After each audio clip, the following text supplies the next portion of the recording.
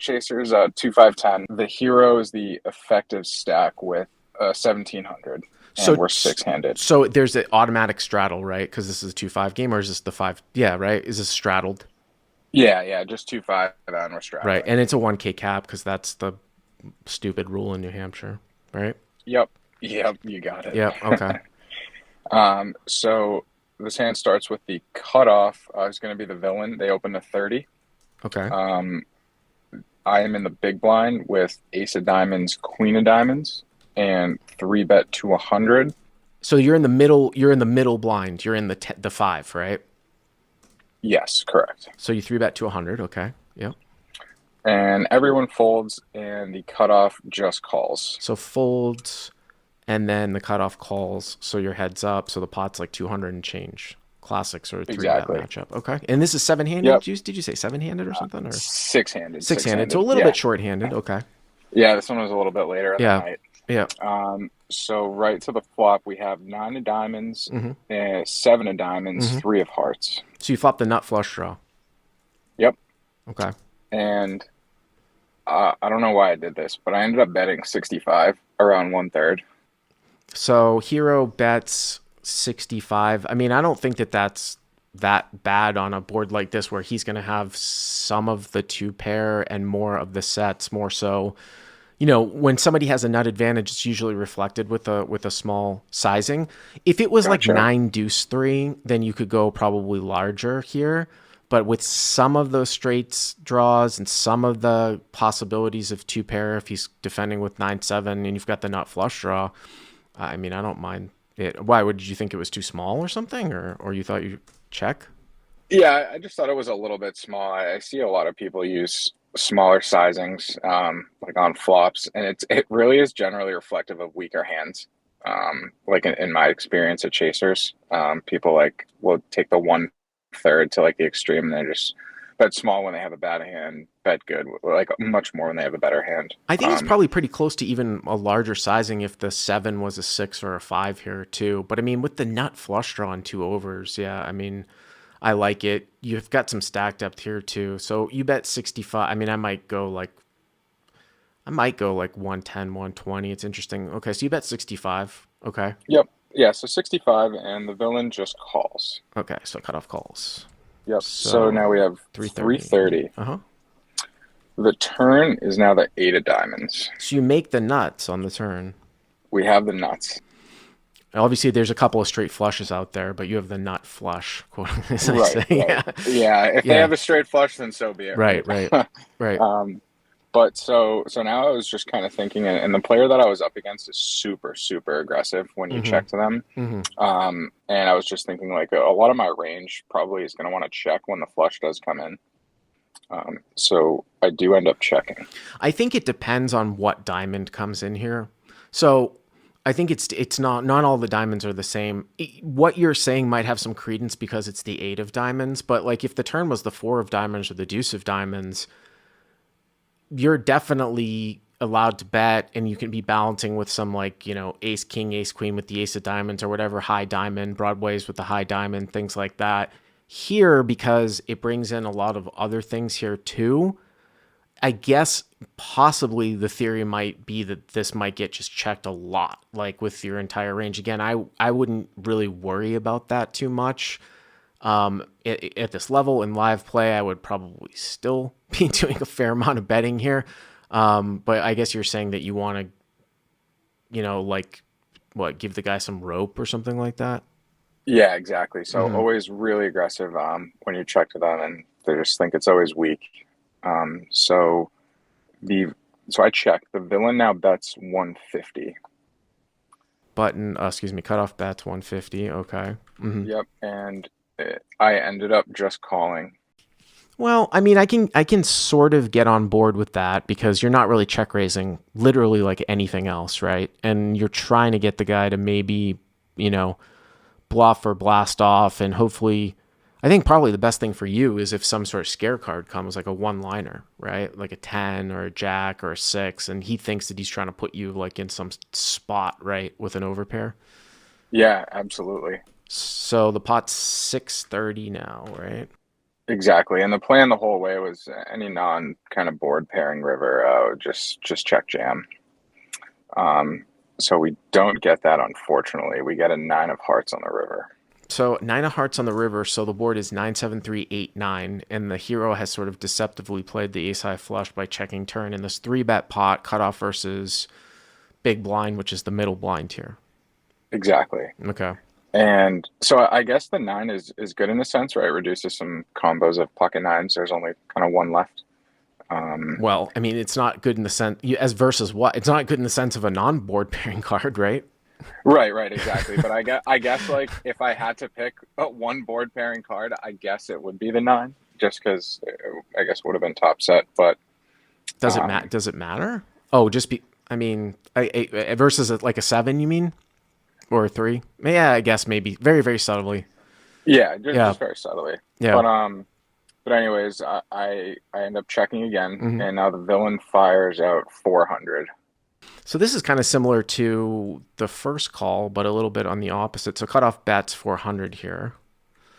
So very interesting because of stack depth here, in the sense that it looks like he's got 550, 600. He's got about 1100 left. So he bets 4 into 630. If you were to call, the pot would be 1430, and he's got 1100 left. So he has less than a pot size bet left, right? Yeah, so I'm actually the effective stack here. I Well, was the effective stack to start at 17. right. So you have less than a pot size bet left, whatever is effective, right? So, Right. in this case, there's this whole thing called like what I think I made up the term reverse pot odds, but it doesn't really come into play here. If he was if you were much shallower, if the effective nature was much shallower, where he's betting 4 into 6 and he only has like 500 left or 400 left, like I think you get to jam a much wider range because of the pot odds that he's going to get laid on a raise, right? Like 5, 6, 7 to 1, something like that. Here, you've got about 1100. This is an interesting one because of the fact that it seems to me that you think he could have a fair amount of just bluffs here in this spot, right?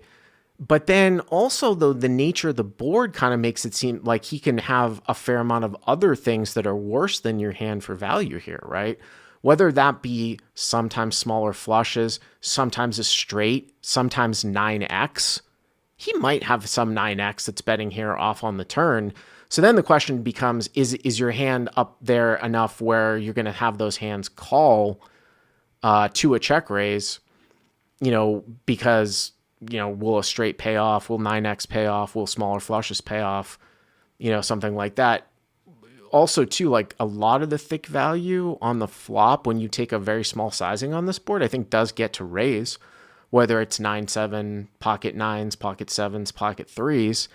They could be some slow plays, but I got to tell you, if I was in I'm just trying to really drill down. If I was in your opponent's spot, I don't know if I'd be doing a whole lot of calling with sets here versus your sizing on the flop. I'd like to get some money. And now with that being said, obviously it's not the most connected board. So I might give you some, rope to hang yourself a little bit. I got to tell you, I think I raise here. Yeah. I haven't looked at the chat. I think I raise here with the nut flush. Now, if you had other flushes that were smaller, but with that backstory, I think I raise here. Yeah, agreed. And not being results oriented, like against most players, I would just raise here, and if they had a boat, then it's kind of so be it. In this case, Now I do see a lot of people saying, some people saying call. We've got a lot of diversity in the chat here so far today, with different hands. Some people saying call, some people saying raise. Now, if we chose to raise, would there be a sizing that would be better than all in? Speaking of that video that I did with the Garrett, with the one with the King, the yep. second hand in that video from YouTube that I put up a couple of days ago was an interesting one, where it was up against Tiger.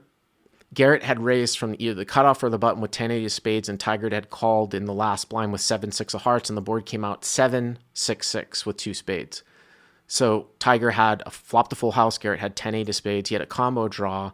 Check call on the flop from Tiger. Turn was the ace of spades, so Garrett made the flush, bet the turn. Tiger just called, and then the river was a brick. Tiger checked and Garrett overbet the pot, and I was like, man, if this guy like jams, seeing what Garrett does, he's just going to snap fold. But instead, Tiger min raised. He clicked the river from 11 to 22,000. And I wonder here if that might actually be the play to raise smaller than all in. Because when he bets 4 into 630, so if you call the pot 1630 and he's got 1100 left, or you have 1100 left, could you make it 1100 after the 400? Could you make it like 1000, which would be a $600 raise?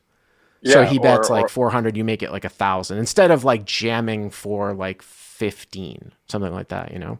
yeah, you could go like at 850, 900, 950, something like just slightly over min as well. Because But because when you start check ripping it, if for some reason the guy does have a 9 or if he has a straight, he might find some sort of hero fold in this spot, you know? yeah, absolutely. So literally against 99% of the players that I play against, I would probably be putting in a raise here. In this instance, I don't know why. I just kind of had like a bad feeling. I ended up just calling, and I was shown quad nines. You just called. I Wow. just called, a little bit on the nitty side, but the the reason that I wanted to ask you about this hand was mainly about like the turn play and just Mm-hmm. check calling. Mm-hmm. Um, but the villain did remark after the hand. I didn't end up showing my hand, but they ended Yeah. up saying that a set was good anyways. So it led me to believe that this was like a kind of a good line, maybe a little trappy, and that if the board just didn't pair, I Well, I probably mean, would have got it all. obviously, if he has 9-9 and you get like a river that's like a offsuit deuce, he's going to bet the river. I mean, any player would bet the river, right? So, I mean, Yeah, I don't hate the line. I still think that I would raise at the end, but I do want to take exception to, again, I just wonder where some of these people play. So this guy, Japneet Singh, I believe, he says, why raise? No worse hands calling you there. That's just not the case, especially if you use it like if you go towards what I was talking about, Jack 10, 9x, smaller flushes too, right? You've got yeah, ace I queen of think diamonds. yeah, Jack 10 I think could Yeah, pay off. yeah, Maybe yeah. not an all-in sizing, but the Right, sizing that you're saying of like a right. 2.2 to 2.5x. Now this is another one Um, where if you really want to get into the subtletiness of it, Emmett, that you'd actually rather have a different combo than the ace high flush than ace queen of diamonds. Like it's probably slightly better to have ace four here of right, diamonds, and of course because that then would they give can him have right, queen jack, king right, queen, right, right, maybe right. queen 10. I see what Right. you're saying. So those are like the very, very subtle things. Like if it's very, very close, you can really look at some of those very, very subtle things here. So you don't have the best combo of the ace high flush, but still, I still think that I raise. But thanks for the call. I appreciate it. Thanks for being patient.